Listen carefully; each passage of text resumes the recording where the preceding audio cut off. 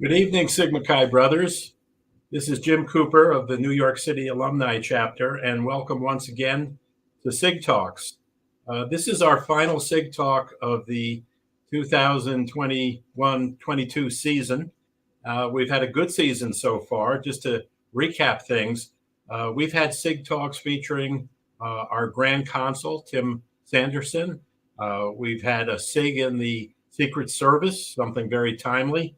This week, a panel of SIGs recounting their military experiences, a panel of SIG entrepreneurs, a SIG who's involved with drag racing, and a SIG who's been part of the National Football League for over 20 years. We had an explanation from the Sigma Chi Leadership Institute of the education that's going on for our undergraduates that featured 3 undergraduates talking about the impact that that's had on their lives and their personal development. And tonight, we finish off with something that, again, I think is very timely. A SIG breaks the news. One of our Sigma Chi brothers, Robert Sherman, who's part of a cable news network, is going to talk about on-the-scene reporting and the kind of work that he's been doing in the 4 or 5 years since he graduated. Before we get to my interview with Robert, we're going to see a little video clip of Robert in action.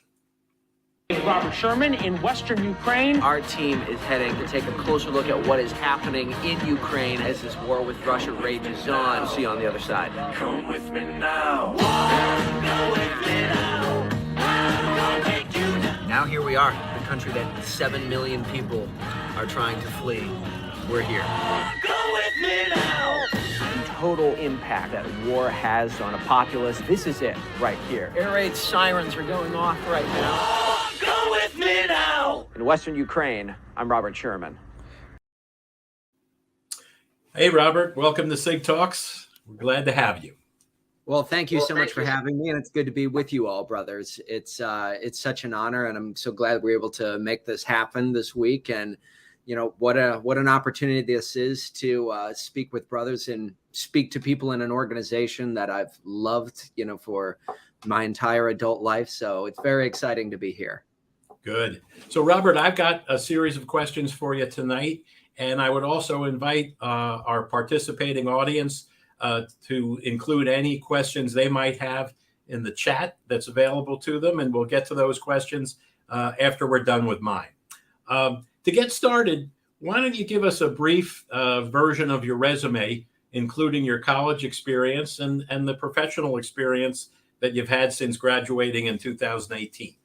Sure. So I went to DePauw University in Greencastle, Indiana, which is where I became a member of the Xi chapter of Sigma Chi. Graduated there in 2018. And pretty much ever since a young age, it was always an interest of mine to get into broadcast television. And like many young guys getting into TV, I thought that what I wanted to do is work for ESPN and go to college football and basketball games and do that, you know, for 40, 45 years. So I went to DePauw, starting off in radio and television, beginning on that sports route. And I worked for a baseball team in Wisconsin for 2 summers, actually, the Kenosha Kingfish. And they're still going. They're in the midst of their season right now. But I did that for 2 summers.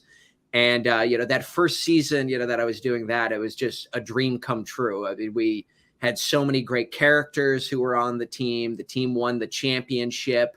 The manager played for the Miracle Mets many years ago. So it was really just like a dream come true. And it looked like it was all speed ahead. And then the second summer I did that, it was the exact opposite. The team finished last place. The players, nobody really had a compelling story. A lot of them were very jaded and just going through the motions there. And, I did a real hard audit of, what exactly I was looking for out of a career. And I just didn't feel that sense of purpose to do sports anymore. So I'd always been interested in news, policy, politics. And so I decided to give news a try and fell in love with it. So I started off at the CBS affiliate over in Birmingham, Alabama, CBS 42. I was there for about 2 years. And then after that, I went to Fox News National, based out of Florida, mostly covering politics, but also covered 6 different hurricanes, covered the Derek Chauvin trial, covered wildfires in California, covered the U.S.-Mexico border, a little bit of everything. And I was there for 2 years. And then this opportunity came up at the startup cable news network, which I'm at now, called News Nation. And the whole premise of this network is, we talk about the news cycle today and, how much noise there is out there, when it comes to the national conversation. And this news network, its core principle is really to be dedicated to old school news. And it's really, trying to be down the middle, trying to find compelling voices on both sides of the conversation and give the average viewer a more complete picture of what's going on in the country, as opposed to just giving them content that makes them angry or fires them up, things that will actually be of substance to the everyday person. So I've been here ever since January, and it's been a pretty unbelievable 2022, covering the U.S.-Mexico border for the most part. I'm down here in McAllen, Texas right now. We're doing more border coverage, but I spent 33 days in Europe covering the war in Ukraine, including a lot of time in Ukraine. And then also very recently covered the horrific events in Uvalde, Texas, the school shooting there that led to the death of 19 children and 2 teachers. So I've seen a lot over these last couple of months, but really believe in the core principle of all of this, and really believe in old school journalism and news and the ability to truly inform the public and give them a balanced perspective. Robert, we're going to get to some of your insights on some of these big stories that you covered a little later, but what you've talked about already leads me to a couple of other questions. Mm-hmm. So, you've worked at CBS, a CBS affiliate, which some people would say leans somewhat in one direction politically. You've worked at Fox News, that leans another way. Now you're with a relatively new network that features itself as factual, neutral, let people make their own minds up about what they're hearing. So you moved to this station. Was that a conscious decision on your part to get to something different like that? And if so, why? That was definitely a part of it, because, it's really something that I do believe in is, a lot of these, trying to find balanced perspectives on every single story. So that was definitely a big part of it.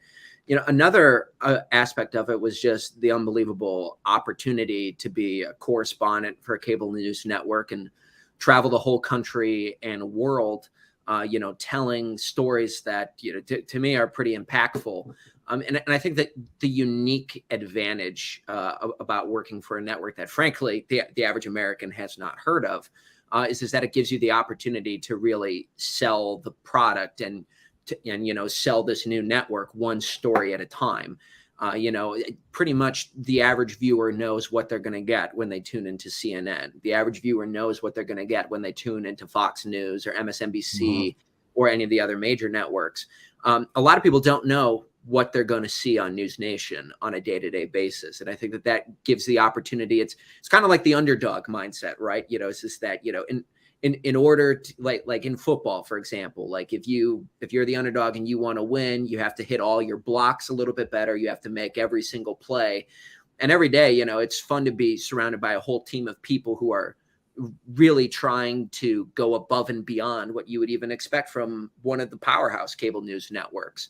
And then the opportunity to look viewers in the face every single day and say, like, they have a neutral opinion of your network and, what you all are doing. So every time that they see the story that you put together, you have an opportunity, to bring them in as a lifelong viewer, which I think is a unique opportunity that you really can't find anywhere else. So I couldn't be happier. I've really enjoyed it so much. What are some of the particular challenges, though, of being part of a relatively new cable news network, as far as getting started up and getting traction and getting good viewership?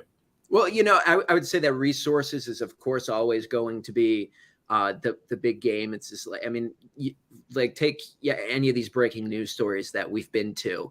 You see the infrastructure that pick a cable news network or pick a network, that they've put in place. Like take Uvalde, Texas, for example. Some of these networks had 20 to 30 people on the ground trying to go out and cover the story from every angle and try and put together the best product. And we really only had a team of 5 or 6 who were trying to do the exact same thing. So, it definitely means that more responsibility falls upon everyone's shoulders. And, you have to do a little bit more with a little bit less.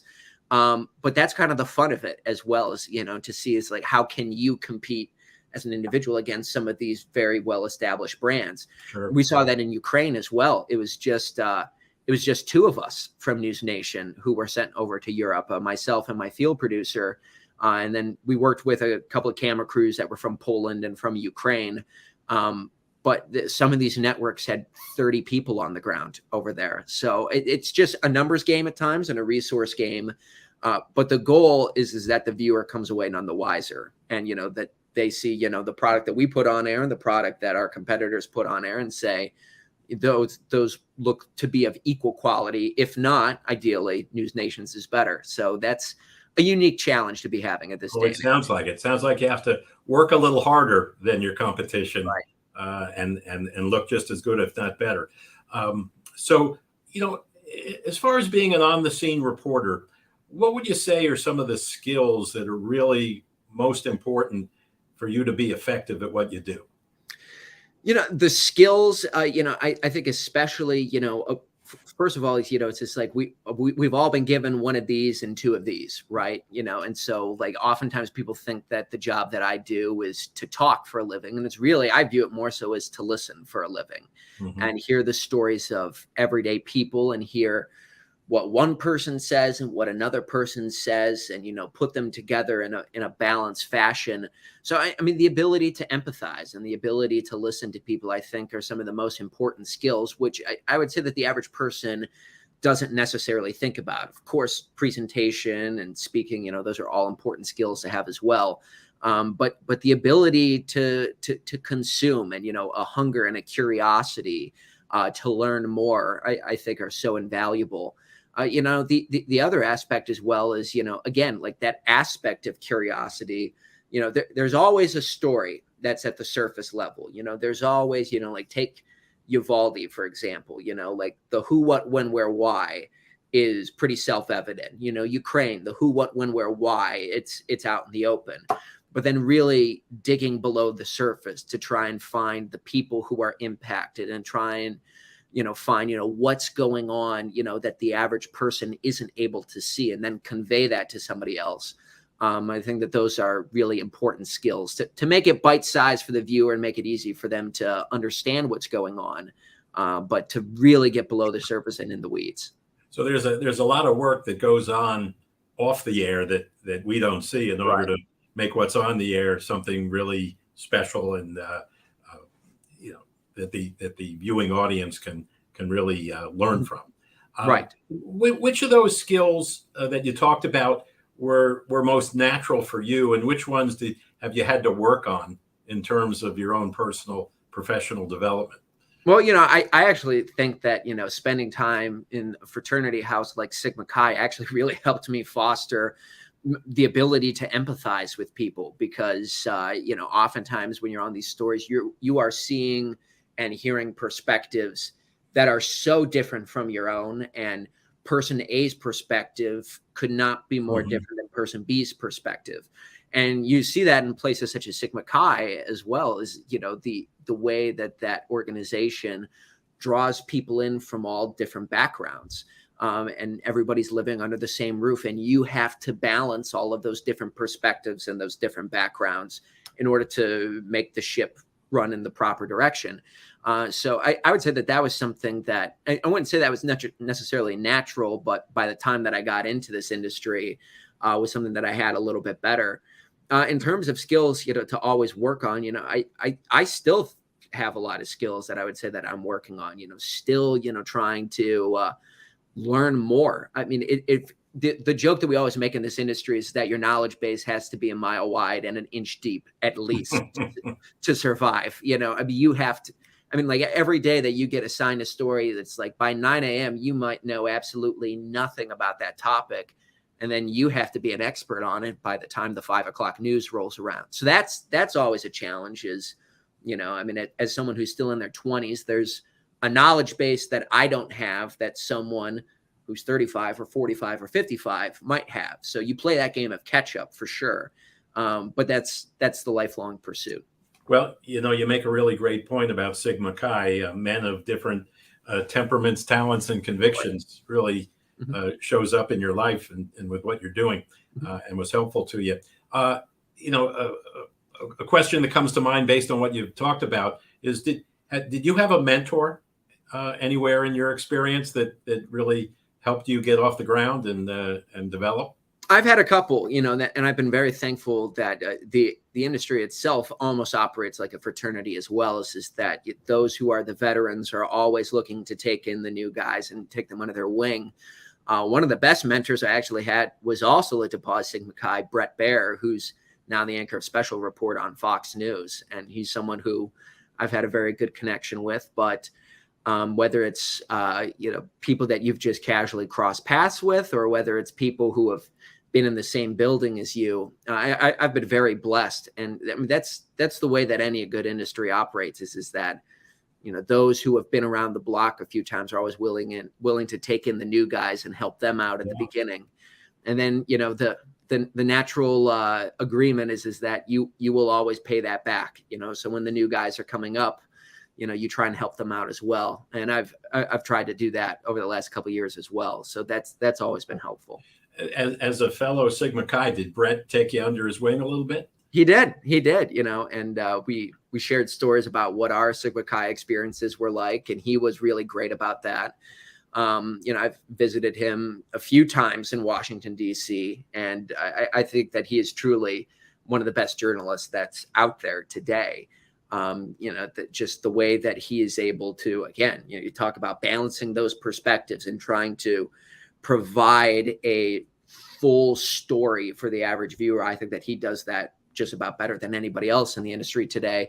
But he's been excellent from that end. And it was Sigma Chi that really opened that door for me. And I'm sure that there are many alums out there who have had very similar experiences. Let's talk a little bit about, how you actually do a story. When it comes to, I guess, the question of how much independence do you have? Maybe it's different with News Nation being a younger network and a little more flexible. But how does it work? How does it work when it comes to the direction that you get from management versus the independence you enjoy when you cover a story? Well, I would say that first of all, it's shop to shop, station to station, exactly how that works. I'll tell you that when I was in local news, I actually probably had the least independence. There was a certain direction, and not necessarily political, but it was just, like the local station that I worked for was very committed to local news and, covering stories that are impactful, to their audience. And they had their perspective of what those stories were. And that could be something as simple as focusing a lot on infrastructure, focusing a lot on schools and education. So there was always a premium put on those kinds of stories. I would say over here at News Nation, actually, I've had more independence than I've ever had in my whole career. It's just pretty much on a daily basis. We look for what's going on in, whatever story we're covering. We look for things that are happening that day, first and foremost. Is there a news of day topic that needs to be covered? So give you an example, tomorrow, down here covering the U.S.-Mexico border, we're waiting for the Supreme Court ruling on the Remain in Mexico policy. So we know that is the overarching topic that we're going to be covering on that day. And then it's kind of working backwards and building from the top down. In news, they call this the inverted pyramid. You start big and then you just try and whittle it down a little bit more. So we start with that broad topic, and then we look at who's impacted the most, whether that's people who are in these South Texas communities or migrants who are trying to make it to the United States. And then we look at, who are the voices who, can appropriately and eloquently speak, on these issues. And then again, we have one side who thinks one way and another side who thinks another, and then you try and bring it all together. My whole philosophy is, I want both sides to make the absolute best argument that they can possibly make and let the average viewer decide. That's a bit more of like the old school BBC approach. On the one hand, there's this, on the other hand, there's this. Only time will tell who's right or what's best or something like that. And so that's kind of the mantra that I've always tried to adopt.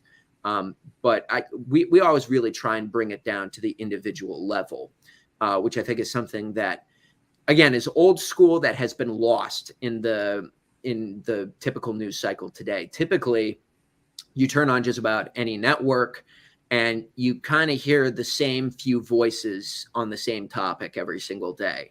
The same pundits, the same lobbyists, the same lawmakers, the same officials. And, we really try to find new voices, whether it's the rancher who has 10,000 acres of land that runs up to the U.S.-Mexico border, or some migrant who's made a journey 2,000 miles, with his or her family, just trying to get here to the United States or whatever that may be. We look for voices that the everyday person has never heard from before. And to me, those have always been the most compelling, just listening to the everyday person.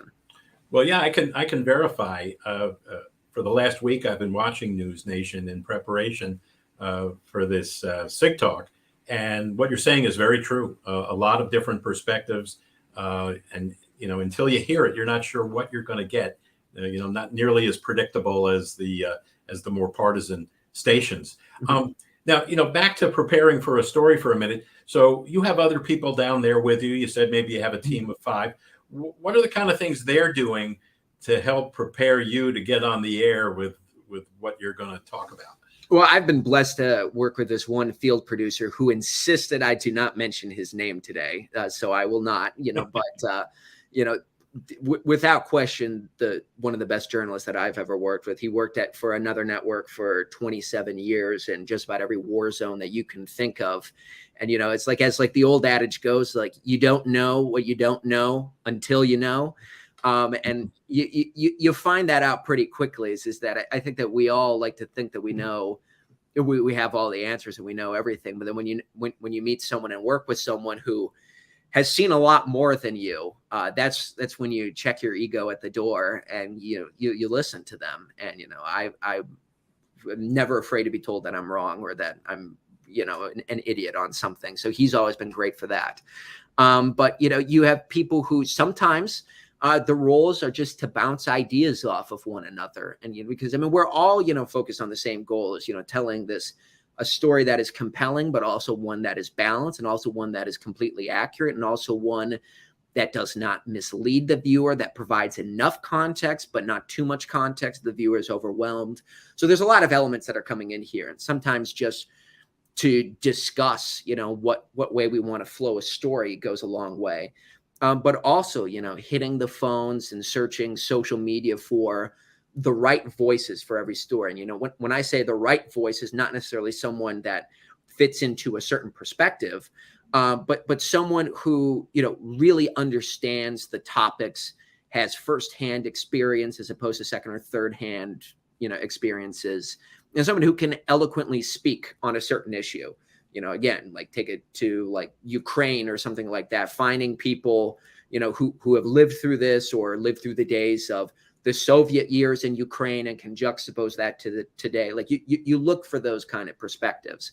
And then there are those, who work behind the scenes to make it all look good and put it all together. And those are some of the most talented people that we have here. Every time that I don't have to worry about, the cameras or the audio or anything like that, there's a lot of work that goes into that, but it's something that you don't even necessarily need to think about because these people are just so good at what they do.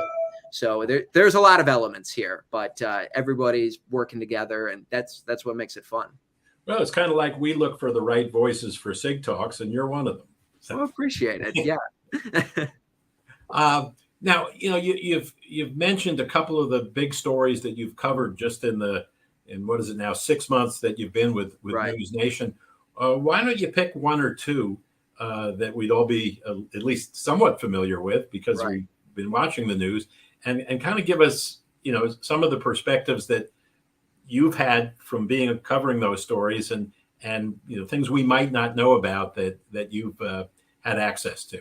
Well, I'd say the starting point is definitely Ukraine, which was that was the first time that I've ever been in a war zone and, kind of seen that destruction and the displacement of people so much firsthand. I mean, it's now, that we're in the midst of it. It's the largest movement of people in Europe since World War II. And, you think about, what that means and, just the utter displacement of lives.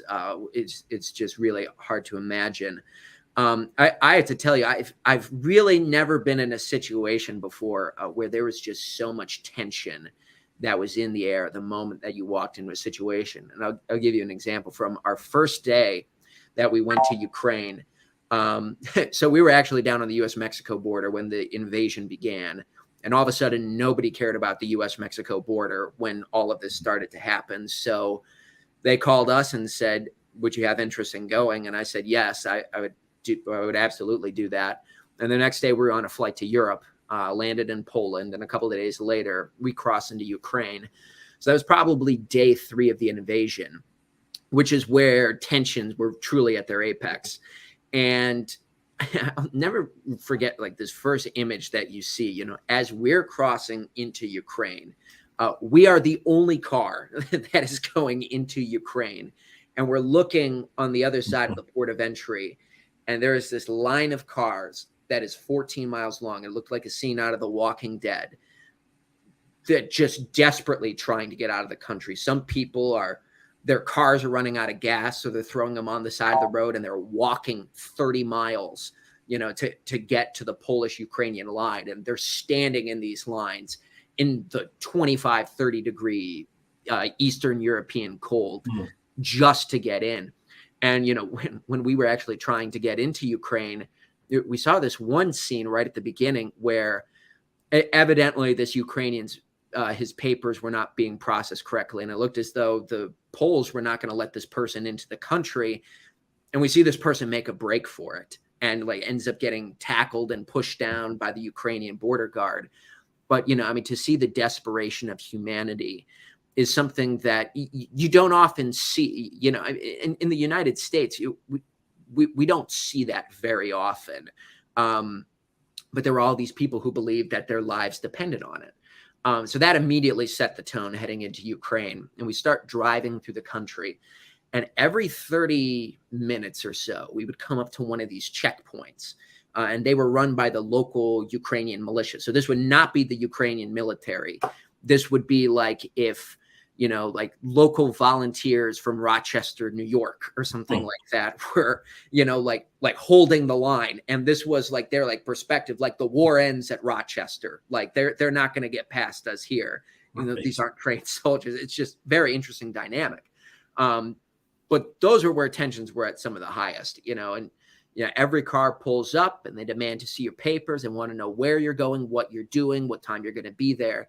and I asked my field producer, what are they doing here? What is the purpose of all these checkpoints? And he said, well, they're looking for Russian spies and saboteurs. And as someone who's never been in that situation before, I thought that was crazy, that it's like, wow, like it's like straight out of like a James Bond film or something like that. Like they're looking for spies and, like the Russian, Secret Service and things like that. It's just something I've always been foreign to. So we get through a few of these checkpoints and we get into our first city in Ukraine, which is Ivano-Frankivsk, which is in the western portion of the country. And we get in late at night and like immediately go to bed. It's probably like 4 o'clock in the morning. And then about 9 o'clock in the morning, we wake up to this loud knocking on the door, and we open it up, and it's 3 Ukrainian soldiers who are clad in flak jackets, helmets, full assault rifles. And they come into our room, looking all over the place, like checking under the beds and behind the doors and everything like that. And they're demanding to see our papers. Wow. So what had happened is that somebody clearly reported us because we looked so out of place. None of us speak Ukrainian, all have foreign clothing labels, have a foreign car, paying in cash, just like all these things that looked out of place. Third day of the invasion, everybody's guilty until proven innocent. And Sure. so I'm the only American in our group. We have a camera crew that's from Poland. We have security and translators who are from Ukraine. My field producers from New Zealand. And then there's me from the United States. And so they're going down the line and, looking at everybody's papers and it looks like it's all normal. And this one Ukrainian soldier comes to me, takes one look at my American passport, looks down and says, CIA, huh?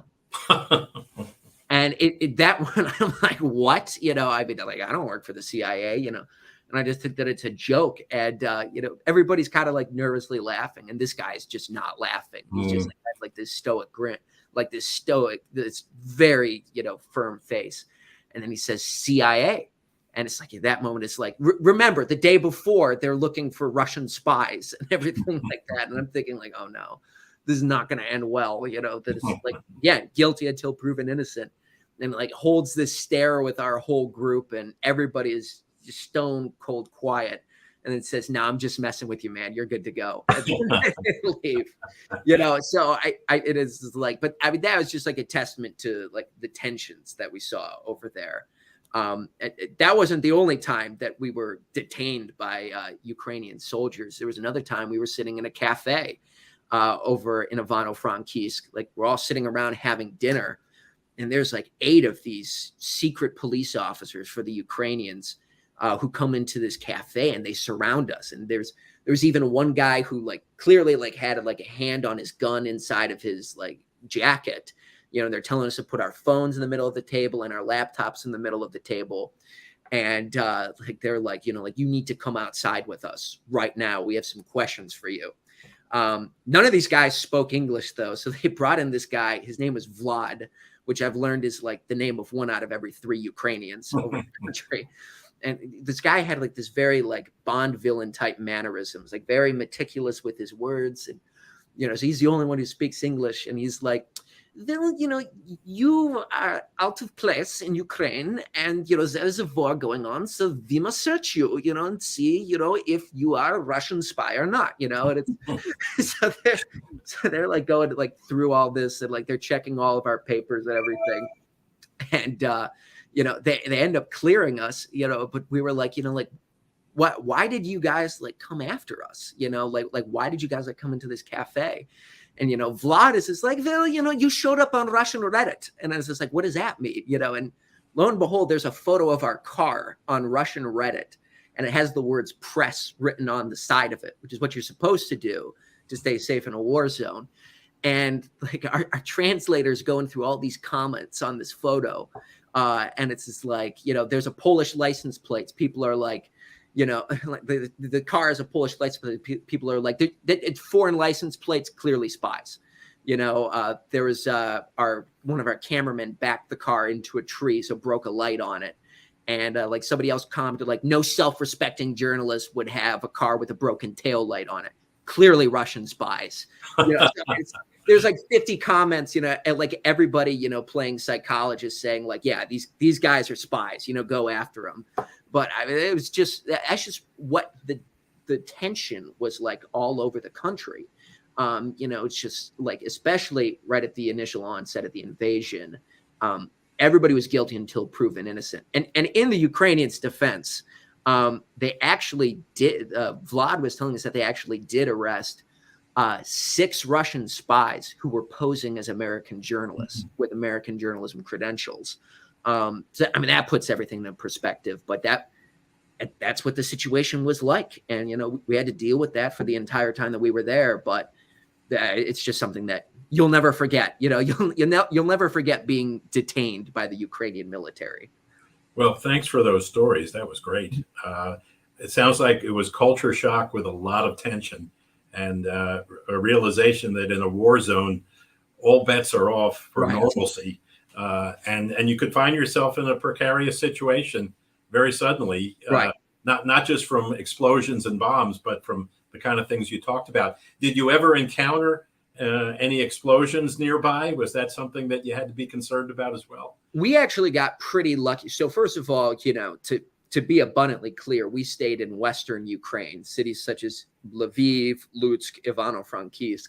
So we were not in the heart of the battle, like you saw some of like like Clarissa Ward from CNN, Trey Yinks from Fox, and Benjamin Hall, who ended up getting severely injured over there. We were not in Kyiv or Kharkiv or anything like that. So just to make that clear.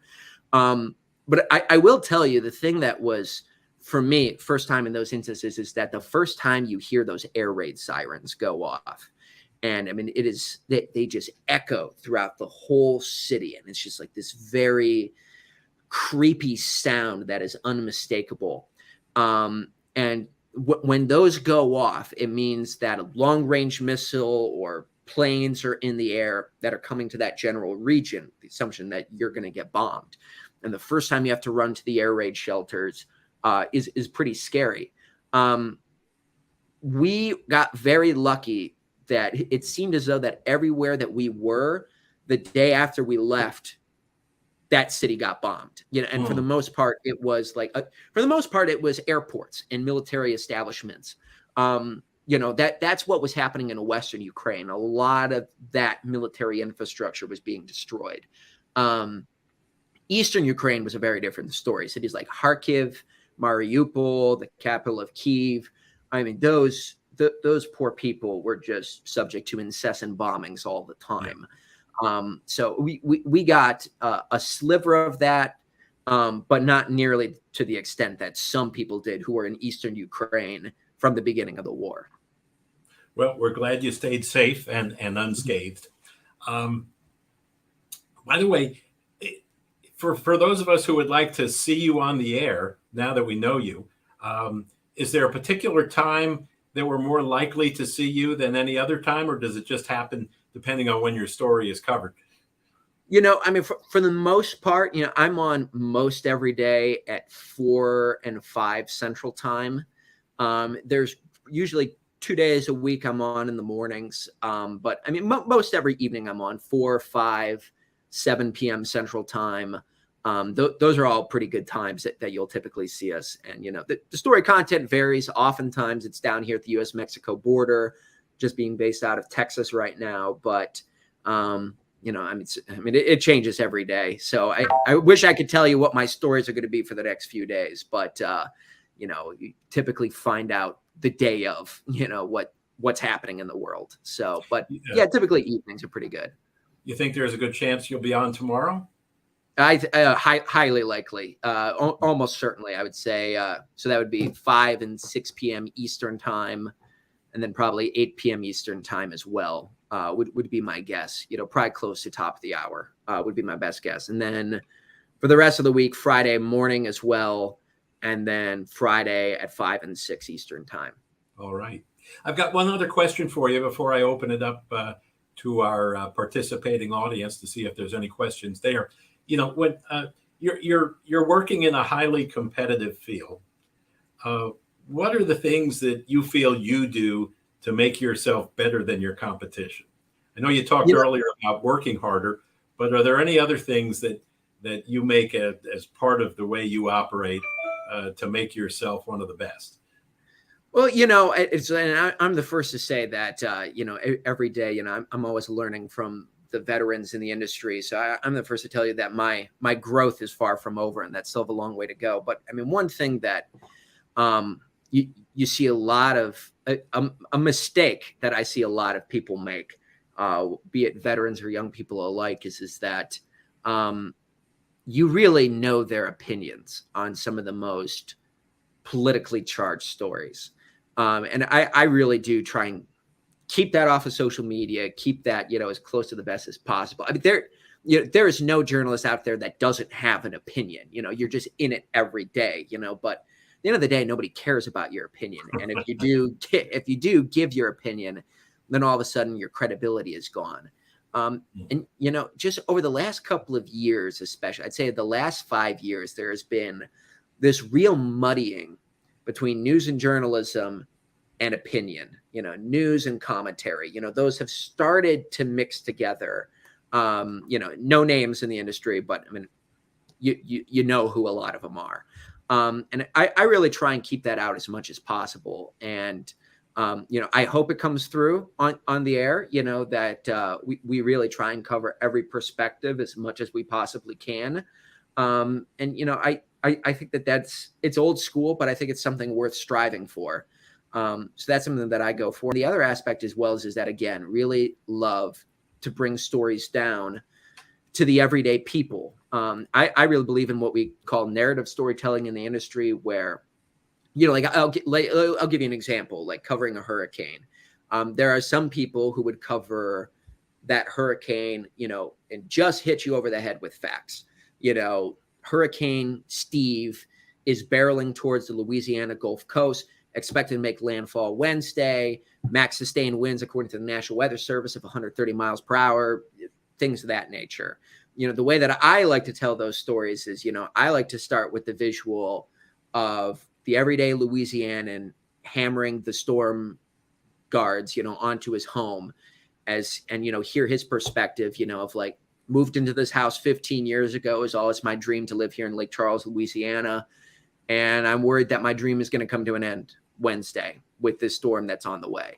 I think that is a much more compelling way to ultimately, you still convey those same facts, right? How fast the wind is coming, when it's supposed to arrive, and things like that.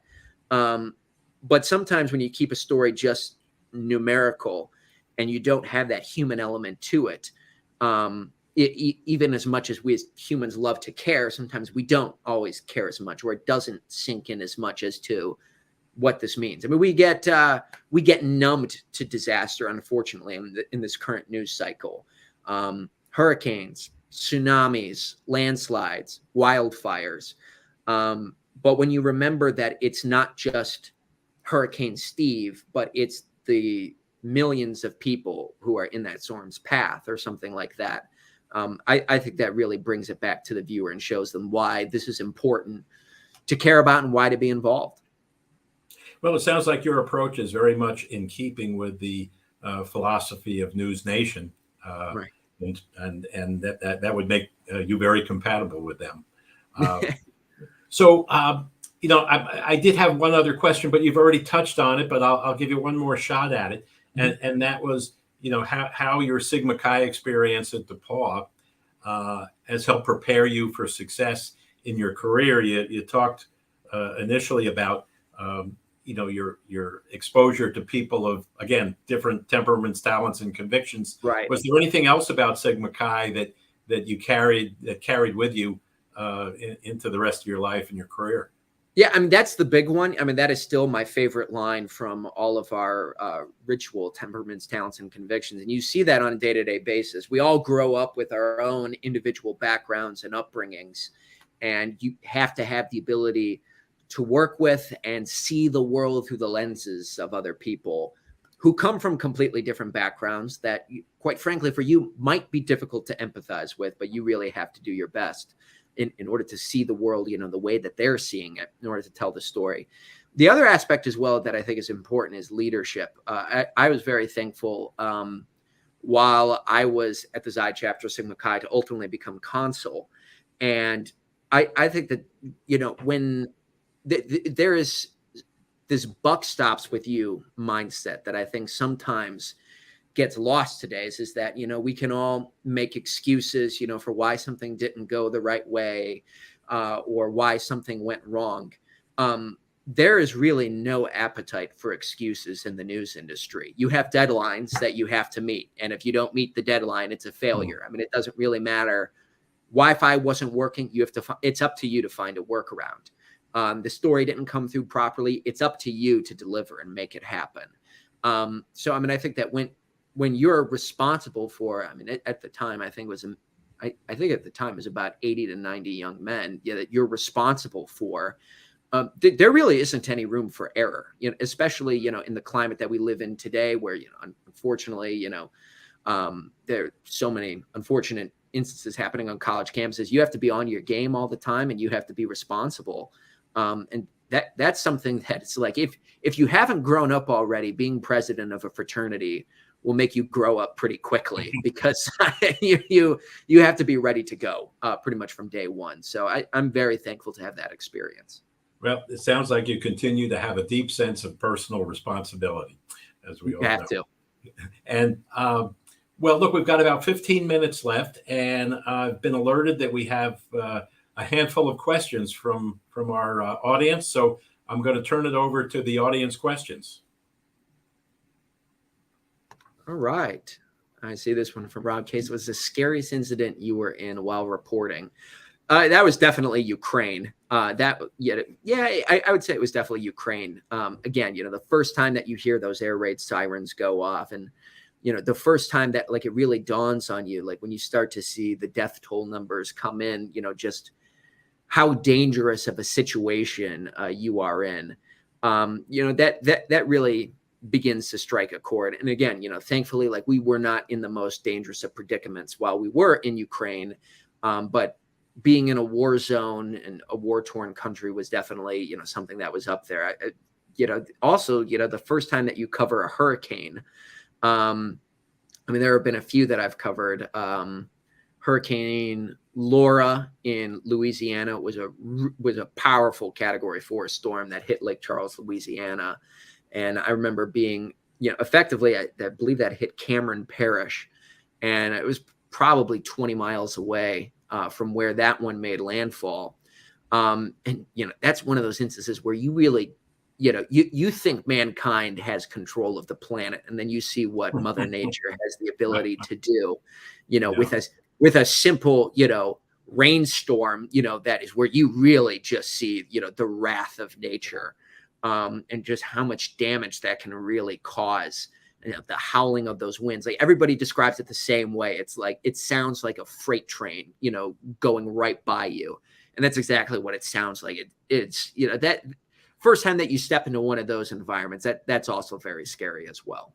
Well, I think those both qualify as pretty scary incidents. Let's take another question. What is your dream job posting in the news industry as far as your future is concerned? Oh my goodness. That's, what do you want to do when you grow up kind of question. That one always changes for me, actually. Cause, when I got into news, I always thought that the thing that I wanted to do the most was to be the White House correspondent for a cable network. And since then, that's changed, actually. I've really enjoyed the last couple of years of having the opportunity to travel around the country and travel around the globe and tell stories. And, again, oftentimes you're meeting people on the worst day of their lives, which can be very difficult to see. But I do feel a greater sense of purpose, to speaking with a lot of these people while they're in those predicaments, and sharing their stories. And I do think that it's, as I mentioned before, going to college, I think that I really always had an interest in politics. I really don't have an interest in politicians anymore, though, because, when you listen to them speak, a lot of their answers are tailored or they're spun, and you never get a straight answer out of an elected official, at any level, whether it's a small town mayor or whether it's the Secretary of State. But when you're out in these individual situations, whether it's covering a hurricane, covering a wildfire, covering a war, and you meet people, where they're just telling you what's going on in their lives. And it really opens up your perspective to the world. I think that's so rewarding. So, I mean, I really think that I'm living it right now, the dream job. I don't think it gets any better than this at this point. The opportunity to do this on a day-to-day basis. I emphasize, it sounds corny, but I'm really loving what I'm doing every day. Well, that certainly comes through. And it sounds like you really have to be ready for anything on any given day. You never know what you're going to be encountering. Let's take another question. What is the best assignment you've ever had? And this comes from my good friend, Parker Schwartz. You mentioned mentors that I had. Parker was a senior at DePauw when I was a freshman, and we were both heavily invested into broadcasting, especially on the sports side. So Parker was one of my first mentors actually in broadcasting. So I'll never forget him for this. And that's a great question as well. Last year, I had to cover, if you all recall, the Gabby Petito story down in Southwest Florida. The story of, the girl who was on the road trip with her boyfriend and then went missing. The boyfriend came home to Florida, but she did not. And then it turns out that, she was killed while she was on this road trip and, gripped the whole nation effectively. You never really see like those missing stories capture so much attention, but this one did. And there was one day that we were down there. I was at Fox News at the time, and Fox News had rented the front yard of this house that was right across the street from Brian Laundrie's parents' house. And so it's like every day, like you're sitting out there, just like waiting to see what's going to happen. And you wouldn't think sitting in a front yard much would happen, but like every day there was something new that would happen, whether the FBI raided the house or something like that. And one day we're sitting there and, we see this, black car pull up and, out of it, like comes out like this big guy, like with huge biceps, like a black leather vest and long blonde hair. And, we're like, who the heck is this guy? And then like you take and he starts walking towards Brian Laundrie's house. It's like, oh my God, that's Dog the Bounty Hunter. Oh, really? from like all of like the from all the reality shows that he's had, and he gets himself involved in this Brian Laundrie story. And when we were at Fox, I don't know how it happened, but we ended up fostering this very intimate relationship with Dog the Bounty Hunter and his staff.